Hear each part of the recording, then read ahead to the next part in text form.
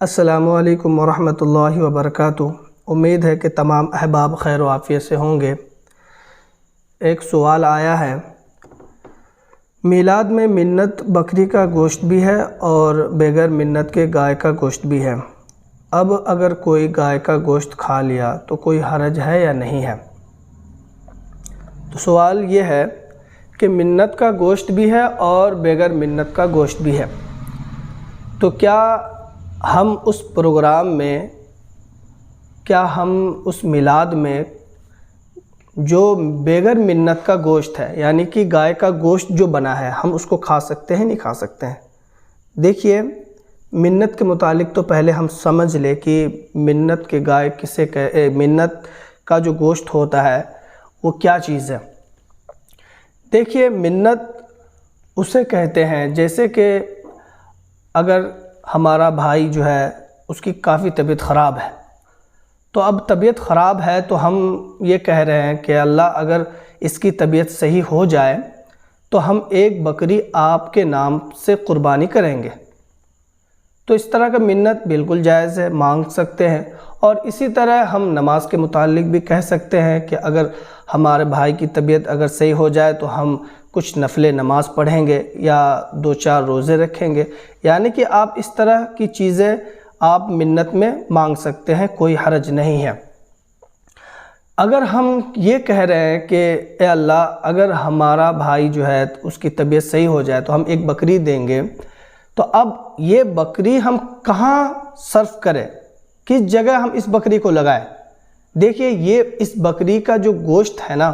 آپ اسی جگہ استعمال کر سکتے ہیں جہاں کے زکوٰۃ اور مسکین یتیم کا جو حق بنتا ہے، یعنی کہ جو زکوٰۃ کے جو مستحقین ہے، مستحق لوگ ہیں، جس صدقہ واجبہ ہے، زکوٰۃ ہے، یہ چیز جس کے اوپر صادر آتا ہے، جس لوگوں کے اوپر صدقہ واجبہ اور زکوٰۃ واجب ہے، آپ اس کا گوشت انہی لوگوں کو کھلا سکتے ہیں، اس کے علاوہ کسی کو نہیں کھلا سکتے ہیں۔ اب رہی بات کہ ہمارے رشتہ دار ہے، اب منت کا گوشت ہے تو ہم اس کو کھلا سکتے ہیں نہیں کھلا سکتے ہیں؟ نہیں، اب بالکل نہیں کھلا سکتے۔ اگر وہ اغنیا ہے یعنی کہ مالدار ہے تو ہم نہیں کھلا سکتے ہیں۔ ہاں، وہ اگر غریب ہے اور وہ بھی منت کے گوشت کے متعلق یہ مسئلہ یہ ہے کہ اگر یہ سمجھ رہے کہ میری ماں بہت زیادہ غریب ہے، زکوٰۃ کے مستحق ہے، ہم اس کو کھلا دیں، یا میری نانی، دادی، یا اسی طرح پھوپھی ہے، خالہ ہے، ہم ان کو بھی یہ منت کا گوشت نہیں دے سکتے ہیں۔ ہاں، اگر ہم ان کو دینے چاہتے ہیں کہ ہم ان کو دیں، کہ ایک صورت ہے جیسے کہ کوئی زکوٰۃ کے مستحق ہے،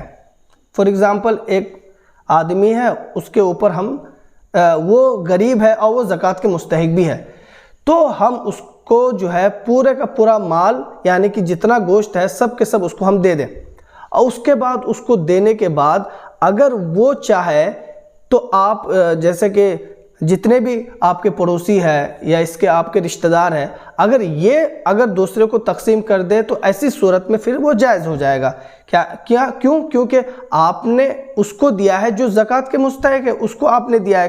گوشت، تو وہ جو ہے دے رہے ہیں دوسرے کو، یعنی کہ آپ کے پڑوسی کو یا آپ کے رشتہ دار کو، تو وہ زکوٰۃ نہیں دے رہے ہیں بلکہ وہ ہدیہ کر رہے ہیں، تو ایسی صورت میں جائز ہے۔ اب رہی بات کہ میلاد، تو میلاد کیا چیز ہے؟ ہمیں یہ چیز سمجھنا پڑے گا۔ میلاد جو ہے، میلاد النبی صلی اللہ تعالیٰ علیہ وسلم، یہ آقا علیہ السلام کے پیدائش کے دن کو کہتے ہیں، عظیم الشان پیدائش اس کو کہتے ہیں۔ تو میلاد 12 ربیع الاول ہی کے موقع پر منائی جاتی ہے۔ اب 12 ربیع الاول کے موقع پر جو میلاد مناتے ہیں، اس کے متعلق ایک بہت بڑا ٹاپک ہے جو یہاں پر تفصیلی بات رکھنا مناسب نہیں ہے۔ تو آج کل جو ہم لوگ چھوٹے موٹے میلاد مناتے ہیں، یہ ایک قرآن خوانی ہے اور یہ ایک فاتحہ ہے۔ یہ چیز یہ قرآن خوانی اور فاتحہ ہی ہے۔ اس چیز کو اب رہی بات کہ یہ شریعت میں جائز ہے نہیں ہے۔ دیکھیے، قرآن خوانی اور فاتحہ مروجہ، یہ جو ہم قرآن فاتحہ کر رہے ہیں، جیسے کہ کچھ لوگ اچھا قرآن خوانی کیوں کر رہے ہیں اور فاتحہ کیوں کر رہے ہیں؟ پہلی بات تو یہی سمجھنا پڑے گا کہ فاتحہ ہم اس وجہ سے کر رہے ہیں تاکہ ہمارے جو مرحومین لوگ ہیں انہیں ثواب مل جائے، ان کو کچھ مل جائے، ان کا جو ہمارے اوپر حق ہے تو ہم اس حق کو ادا کرنے کی کوشش کر رہے ہیں، انہیں کچھ مل جائے، ہم اس وجہ سے ہم فاتحہ کرتے ہیں، قرآن خوانی کرتے ہیں۔ دیکھیے قرآن فاتحہ جو ہے جیسے کہ سورہ فاتحہ ہے، اور اسی طرح کچھ لوگ مخصوص کر لیے ہیں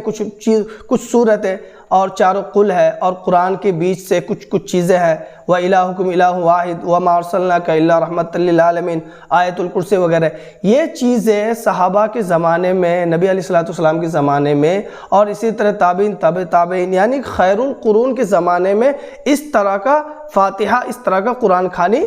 نہیں تھی، اس طرح کی چیزیں نہیں تھی اس وقت۔ اب یہ جو ہمارے دور میں یہ جو چیز چل رہی ہے کہ ہم جو ہے فاتحہ کے نام سے بیٹھ رہے ہیں اور مخصوص کر لیے ہوئے ہیں کہ ہم چاروں کل پڑھیں گے اور قرآن کے کچھ بیچ سے کچھ چیزیں پڑھیں گے، اب یہ چیز مخصوص کر لیے ہیں، یہ مخصوص کرنا کوئی ضروری نہیں ہے، ہم کہیں سے بھی قرآن پڑھ سکتے ہیں۔ اور رہی بات کہ قرآن خوانی کرنا کیسا ہے، دیکھیے قرآن خوانی ہم کر سکتے ہیں، قرآن خوانی کرنا کوئی بری چیز نہیں ہے۔ ہم قرآن خوانی کس طرح کریں؟ پہلی بات تو یہ ہے ہم قرآن خوانی کس طرح کریں؟ قرآن خوانی ہم اس انداز میں کریں کہ بلا تداعی ہونی چاہیے، کسی کو ہم دعوت نہ دیں کہ بھائی آئیے ہم قرآن خوانی کر رہے ہیں، اور اگر کوئی نہیں آ رہا ہے تو اس کے اوپر تان تشنیع کر رہے ہیں، اس کے اوپر طنز کر رہے ہیں۔ اس طرح کا اگر ہم قرآن خوانی کر رہے ہیں تو پہلی بات تو یہ ہے کہ پڑھنے والے کو ہی ثواب نہیں ملے گا، اور اسی طرح جو قرآن خوانی کر رہا ہے اس کو ہی ثواب نہیں ملے گا۔ تو اسی لیے جب پڑھانے والے کو ثواب نہیں مل رہا ہے، یعنی کہ ہم ایک قسم کی زبردستی کر رہے ہیں کہ بھائی آپ کو آنا پڑے گا، اور بعض جگہ ایسے ہے کہ اگر ہم نہیں جا رہے ہیں تو اس پر طعن و تشنیع کرتے ہیں، تو اس وجہ سے مجبور ہو کر کے وہاں پر آنا پڑتا ہے، پھر وہ جو ہے مجبور ہو کر قرآن پڑھتے ہیں۔ تو اس طرح کہ ہم مجبور کسی کو نہ کریں، بلا مجبور کیے ہوئے اگر کوئی خوشی سے آپ کے پاس آ کر کے آپ کے ایصال ثواب کے لیے، آپ کے مرحومین کے ایصال ثواب کے لیے اگر کوئی قرآن پڑھ کر کے بخش رہا ہے تو ایسا قرآن خوانی، اس طرح کا قرآن خوانی کرنا بالکل جائز ہے، اس میں کوئی حرج نہیں ہے، مگر اس کے ساتھ نہ روپے پیسے کی شرط ہو، اور نہ ہی کھانے پینے کی شرط ہو، اور نہ لین دین کی کوئی شرط ہو، اس میں کسی قسم کی کوئی بھی شرائط شامل نہ ہو۔ اگر کسی طرح کی کوئی شرط شامل ہے تو پھر آپ کا قرآن خوانی کرانا، فاتحہ کرانا بے سود ہو جائے گا، بیکار ہو جائے گا۔ اس وجہ سے اگر ہم اپنے مرحومین کے اوپر ہم ثواب پہنچانا چاہتے ہیں تو بلا تداعی، بلا دعوت کیے ہوئے خوشی سے آئے لوگ اور پھر قرآن پڑھیں، اس میں کوئی حرج نہیں ہے، بلکہ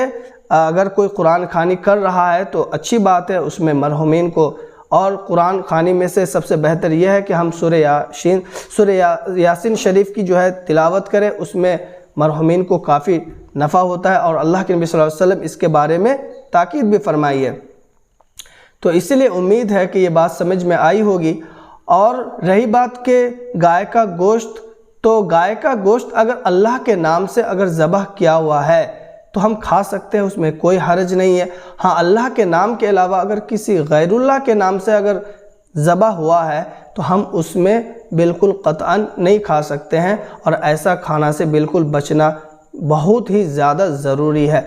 کیونکہ اللہ کے نام پر ہی کوئی چیز ذبح ہو تو اس کو ہم کھا سکتے ہیں، اس کے علاوہ کسی غیر اللہ کے نام سے اگر کچھ ذبح ہو تو نہیں کھا سکتے ہیں۔ امید ہے کہ یہ بات آپ کو اچھی طریقے سے سمجھ میں آ گئی ہوگی۔ وآخر دعوانا الحمدللہ رب العالمین۔